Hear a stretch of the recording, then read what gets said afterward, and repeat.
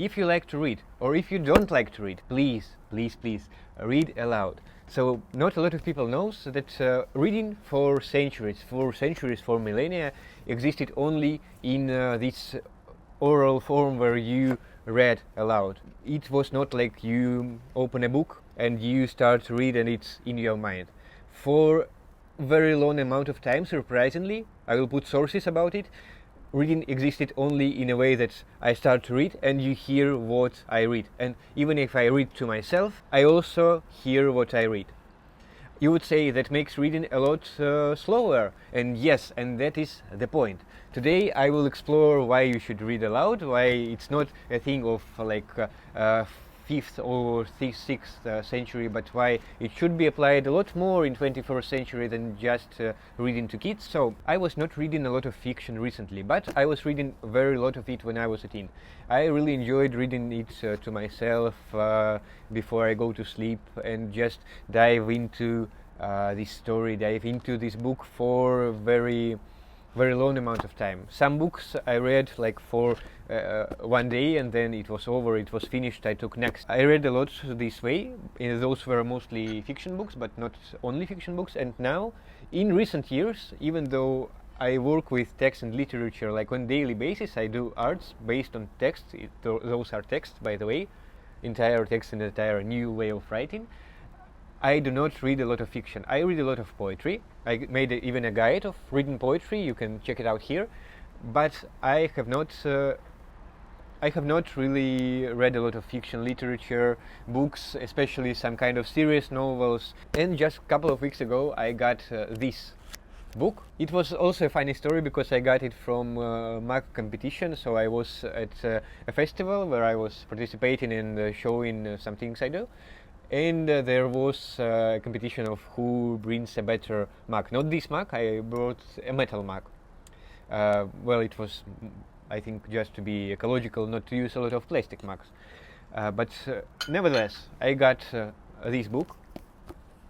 It's book in Belarusian. I like to read in Belarusian. It's my native language. It's my second language, strangely, but it's one of two of my native languages and my favorite language, probably.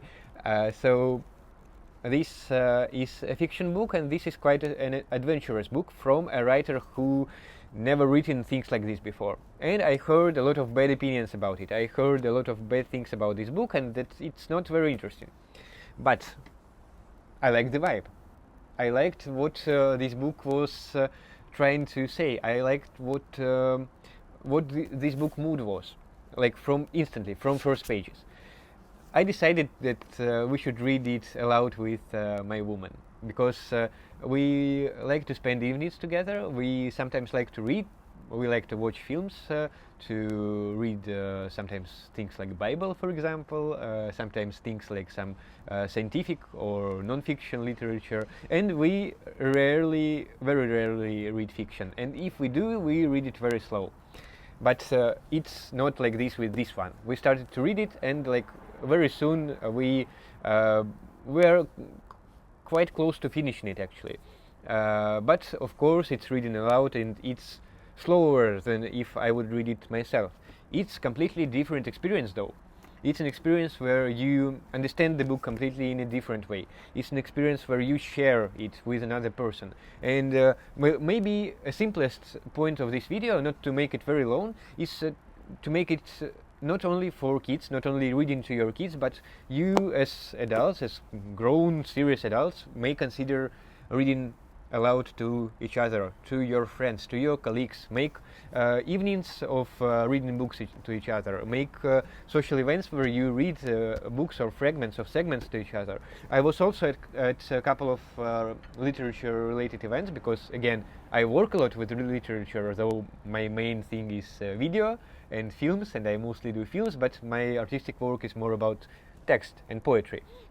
So I was at a couple of events where people have read fragments of books, and I both liked and disliked it. I liked the idea. I did not like that it was very short. Like, you read quite short segments. For poetry it works quite well, but for fiction and for this prose it does not work like this.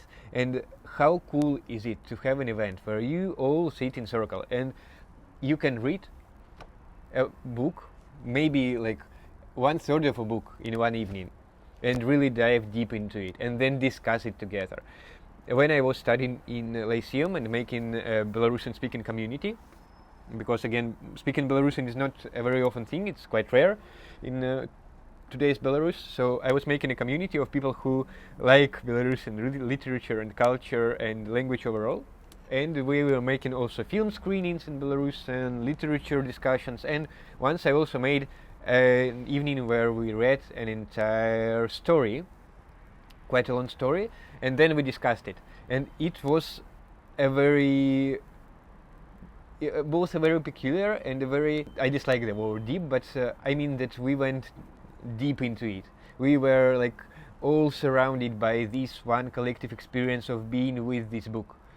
People like cinemas because there is this collective vibe to it. You go to a cinema and you have a watch of film with other people. It now became a social event, almost like going to theaters. So you go to cinemas and you share this experience with people. Even if someone is loud, even if someone eats popcorn too loudly, even if someone is not behaving like 100% well, still people go to cinemas to have this different kind of experience, more of collective experience. And at home you can replicate it only by gathering all of your family and projecting it to all. I have a projector at my home. I recommend you to get a projector, even like the cheapest, simplest one. It works, it surprisingly works. But I think the same applies to books. Read books collectively, read books to each other, and even if you don't like reading too much, even if you are not into books a lot, pick any kind of easy read. It especially well works with reading that has quite a simple language, that is changing its mood, that is not like all very, very serious. Adventure literature works for it quite well, especially if it has other elements that are interesting to you. So pick almost anything, well, not the worst books, but pick books that have some interesting elements to you, and try to read them with other people and try to see what comes out of it. So it was this quite short video about this. I don't know how to call this framework, but let's call it just read aloud. Read aloud, reconsider how you read. Also read about how people read like 1,000 years ago. It's very interesting that people did not really read like in this form that we read today. I also advise you book Gutenberg Elegies. I also read it here aloud on this channel. I have a whole section where I sometimes occasionally read books aloud to this YouTube audience. It's not like audiobooks, but nevertheless, it's experience that I want to share with you. And I read Gutenberg Elegies. It's a book that is not really available online very much, but that you can start to listen with this video, quite exclusive one, and you can get how people change their attitude to reading, how reading overall has changed, and how it influences you and your daily life. So thank you for being here. Check all the materials in pinned comment. I develop a physical operating system also that helps you to solve many of your creative, everyday, educational tasks, and I do it in any kind of notebook. So I also do masterclasses. I show people how it's done, and I've made a free class that you can check out. So thank you for being here. Go into pinned comment, subscribe, and I'll see you. Goodbye.